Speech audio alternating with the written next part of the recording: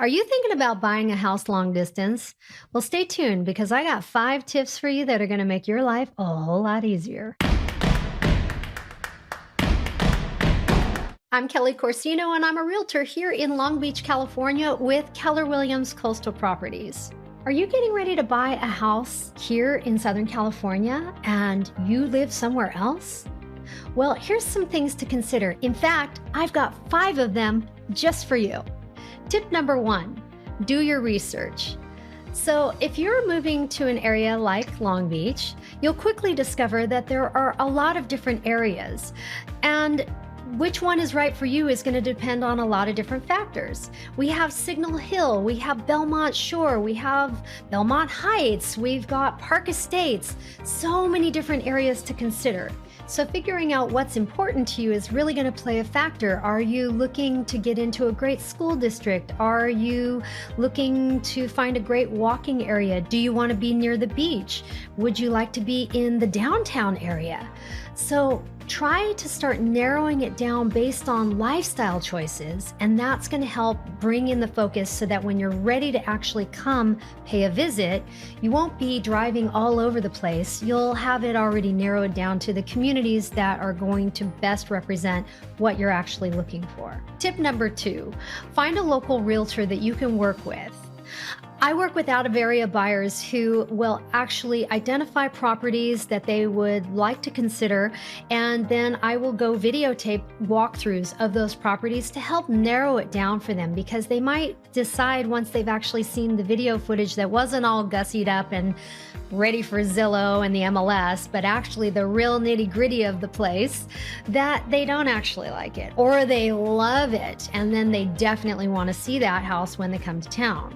Tip number 3, narrow down your scope to the cities that you actually have found some houses that you think might work for you.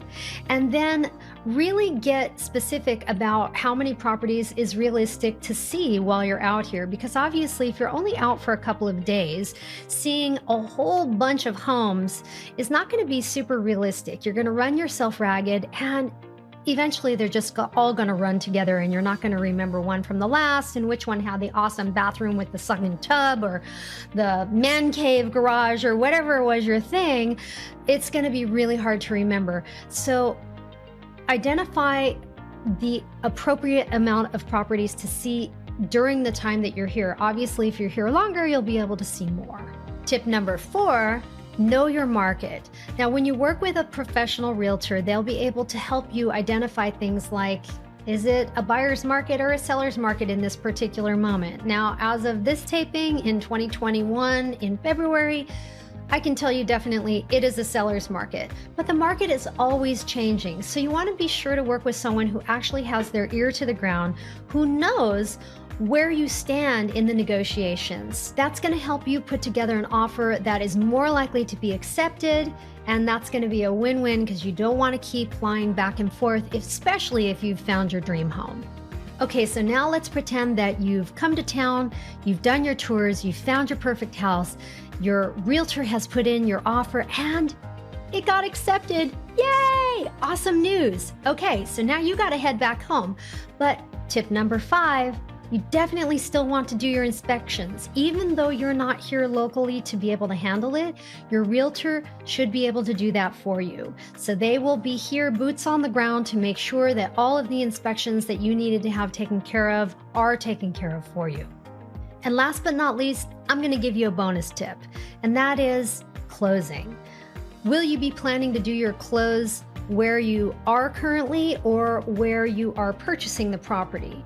Well, I highly recommend that you do the closing where you're purchasing the property, and here's why. Let's say you've arranged to have the documents at a title company, an escrow company, a lawyer's office, something like that, where you can go in and sign the documents.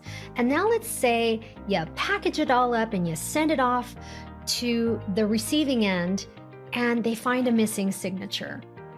Well, now that's going to delay the close, and that can run into other problems, especially if you've got loans and so forth. So really, for the cost of a cheap airfare, I highly recommend you just hop on that plane, sign on the dotted line, and then you are good to go and you've got nothing to worry about. So if you're thinking about coming to Long Beach, please feel free to hit me up. I would be happy to help you out, get you the lay of the land, and even do some virtual tours for you. Until next time, I'm Kelly Corsino, Coastal Living by Kelly. Thanks. That was awesome, dude!